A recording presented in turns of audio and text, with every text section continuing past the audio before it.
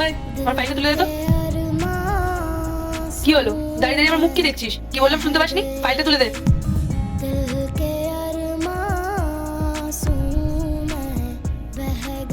এক মিনিট, তুই রাত দেখালি কাকে? তোর তো দেখছি খুব তেজ। দাঁড়া, দেখাচ্ছি মজা। এবার আমার রুমালটা তুলে দে। কি হলো? কি বললাম শুনতে পেলি না? রুমালটা তুলে দে। এটা কি ধরনের অসভ্যতামি? মানুষের সাথে কিভাবে ব্যবহার করতে হয়, কিভাবে কথা বলতে হয়, সেই ম্যানার্সটুকু তুমি জানো না? তাই নাকি? শোন, আমি না এই কোম্পানির ম্যানেজার, তাই আমি তোকে যা করতে বলবো চুপচাপ সেগুলো করবি।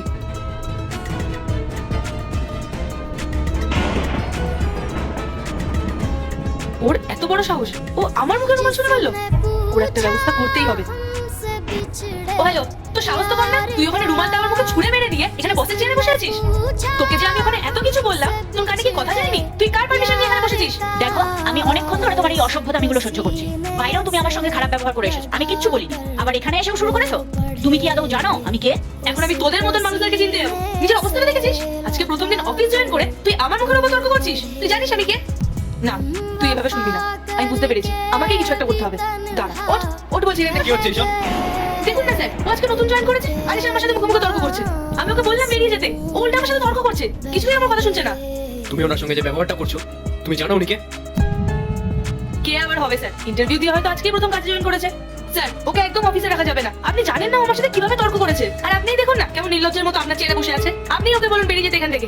চুপ করো পায়েল, অনেক হয়েছে। তুমি জানো উনি কে? উনি আমার দিদি হয়, উনি এই কোম্পানির ওনার। আপনার দিদি? I am sorry sir, I am really sorry. আমি সত্যি জানতাম না উনি আপনার দিদি আর এই কোম্পানির ওনার। আমি জানলে এরকম ব্যবহার ওর সাথে কখনোই করতাম না। রাহুল, তুই ওকে কিসের জন্য জব দিয়েছিস? ওর মধ্যে কি এমন গুণ আছে যে তুই ওকে ম্যানেজার বানিয়েছিস? কার সাথে কিভাবে কথা বলতে হয় সেই সাধারণ শিক্ষাটুকু ওর মধ্যে নেই। তুই জানিস আমি যখন ভেতরে আসছিলাম ও আমার সাথে কতটা খারাপ ব্যবহার করেছে?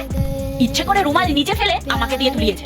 আমাকে আরো অনেক ছোট বড় কথা বলেছে ও। আচ্ছা, ও কি সবার সাথেই এরকম ব্যবহার করে? না না ম্যাডাম, আমি একদমই এরকম করি না।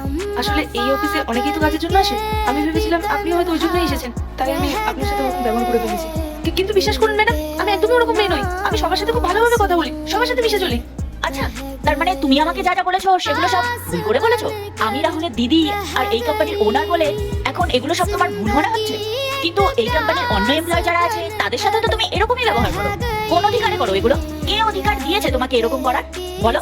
প্লিজ আমাকে কাছ থেকে বের করবেন না। Shut up. তুমি শুনতে পেলে না দিদি কি বললো? আর এমনি তো এর আগেও না আমি তোমার সম্পর্কে অনেক কমপ্লেন পেয়েছি, কিন্তু আমি তোমাকে কিচ্ছু বলিনি। কিন্তু আজও যদি আমি তোমাকে কিছু না বলি তাহলে সেটা আমার অনেক বড় ভুল হবে। তাই জন্য আমি একদিন তোমাকে এই কোম্পানিতে রাখতে পারবো না। তুমি বেরিয়ে যাও এখান থেকে। কিন্তু স্যার, বললাম তো আমি, শুনতে পাচ্ছ না? বেরিয়ে যাও।